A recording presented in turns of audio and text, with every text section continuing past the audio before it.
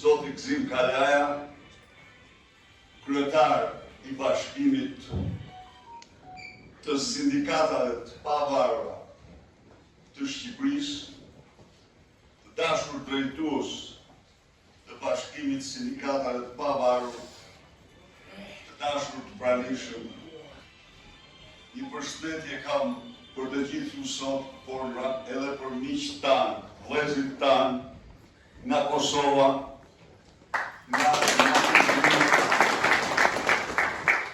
që janë këtu të pranishëm për të nderuar një ngjarje të madhe në historinë e lirisë shqiptare.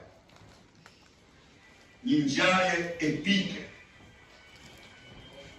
e cila shënoi për Shqipërinë kthesën e madhe. Dhe kjo ngjarje ishte pikërisht greve e përgjithshme e sindikatave të bashkimit sindikatave të pavarura të Shqipërisë.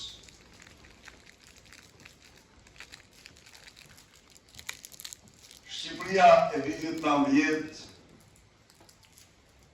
ishte vendi më i indoktrinuar në Europë. Ishte vendi më i mjeruar në Europë. Vendi ku diktatura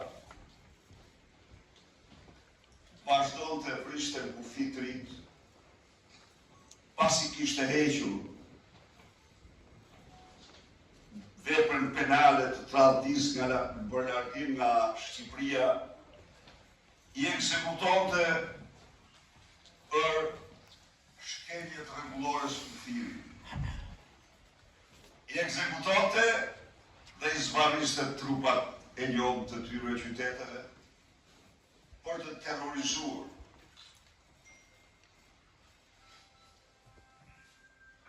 Me 11 dhjetor në një plenum për shmangur skenarin rumun, si thot vetë Ramizalia, shpall pranim në pluralizmit politik, po vetëm pak ditë më vonë, 3-4 ditë më vonë, lidhen tu tek theatri e stradës në një mbledhje sekrete dhe u deklaron zyrtarëve të tij se që nga lufta e dytë botërore që janë sot, këta që themeluan PD-n janë armiqtë më të rrezikshëm të Shqipërisë. Por ndosen hapat më të para politike. Dy vendime kanë qenë epike. Themu të asaj kohe. Njëra ishte në 18 dhjetor, themelimi i partisë, themelimi i gazetës opozitare i Lidhjes Demokratike dhe themelimi i sindikatave, të cilat u shndruan në mburoj me shpejtësi të rrufeshme, në mburojnë më të fuqishme, më të pamposhtur të foshnjës që lindi me 11 dhjetor pluralizmit politik shqiptar.